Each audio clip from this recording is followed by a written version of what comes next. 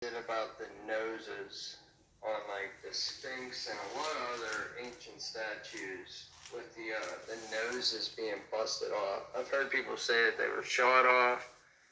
I don't know who did it or why. So I figure I'd just put this out there in case someone has something that I don't on this topic, because it's just odd. It's obviously not weather. There's no damage anywhere else. It's the noses are busted off. I just don't get it. Because it's all about commitment, and you don't want to commit to things that you'll regret later. That's the biggest win of Mercedes' career. His nose is absolutely, look at that. What is it about the noses on like the Sphinx and a lot of other ancient statues with the noses being busted off? I've heard people say that they were shot off. I don't know who did it or why, so I figure I'd just put this out there. Should I stay or should I go?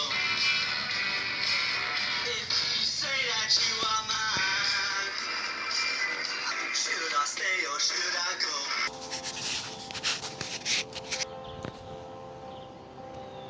For 6,000 years, Christ's bride has been waiting and watching, hoping against hope, enduring persecution, and clinging to the promise he left her with.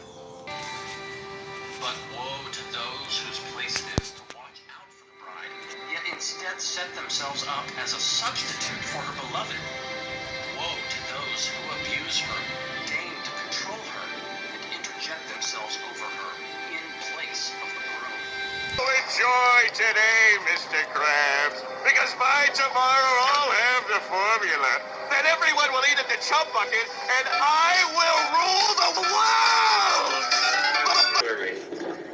world! They worship the sun. They believe the sun is a conscious entity.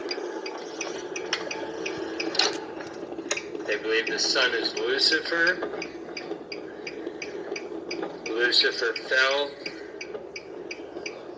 from a different plane, a different reality.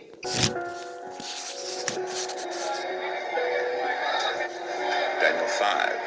King Belshazzar made a great feast for 1,000 of his lords and drank wine in front of 1,000.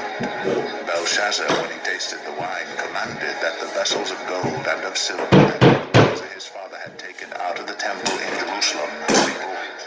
Let us feast. His wives and his concubines might drink from them. Then they brought in the golden vessels that had been taken out of the temple, the house of God in Jerusalem. And the king and his lords, his wives, and his concubines drank.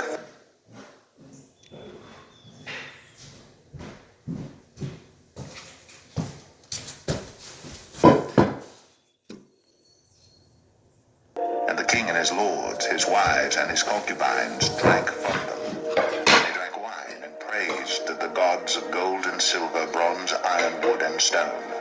Now, instead of the blood of bulls and rams, let them flow with foaming wine. To Marduk, the god of our city.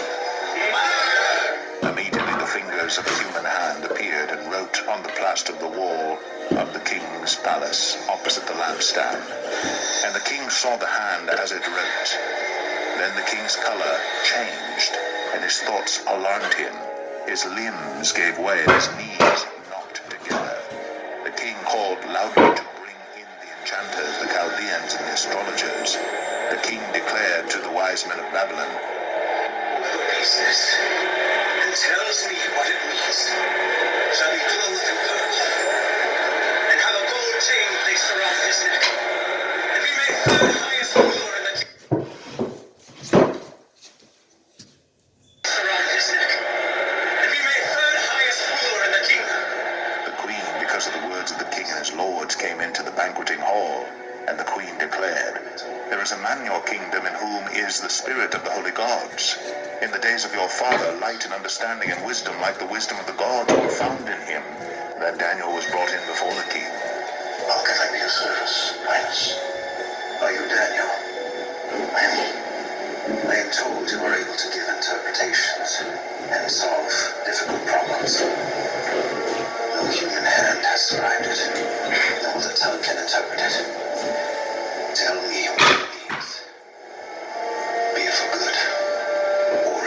Then Daniel answered and said before the king, "Let your gifts be for yourself, and give your rewards to another. Nevertheless, I will read the writing to the king, and make known to him the interpretation. O king, the Most High God gave Nebuchadnezzar your father kingship and greatness and glory and majesty. And because of the greatness that he gave him, all peoples, nations, and languages trembled and feared before him. Whom he would, he killed, and whom he would, he kept alive. Whom he would, he raised up, and whom he would, he humbled. But when his heart was lifted up and his spirit was hardened so that he dealt proudly, he was brought down from his kingly throne, and his glory was taken from him." And I'm just going to play it once through. Just pay attention. I've been through this video many times, and it's all real. I've gone and I've edited it. Daniel 5. King Belshazzar made a great feast for 1,000 of his lords, and drank wine in front of the 1,000. I'm bugging people by saying it too much, but closed mouths don't get fed. So, PayPal link is in the description. Stick with me. I think things are getting good. Verse 14 is very interesting. I'm going to backtrack a little bit. Take a look at verse 14 on the screen. Now in those times, many will rise up against the king of the south. The violent ones among your people will also lift themselves up in order to fulfill the vision, but they will fall down. You see that word vision? That word vision means kadzon. Okay, the violent ones among your people. Remember, Gabriel speaking to Daniel, your people. Destruction, ruin, takeover. Right there. There it is. No, that's what the robots do. No, that's what the robots do. Insurrection. There's a takeover. And so the robots take over. And in the movie, they thought they should show you in this scene right here, they thought they should show you right here that it takes place in Chicago 2035. You want to see how perfect God is? I said it's 2035, and I clicked on that Strong's. It says a possessor, and I'm like, well, wait a minute. No.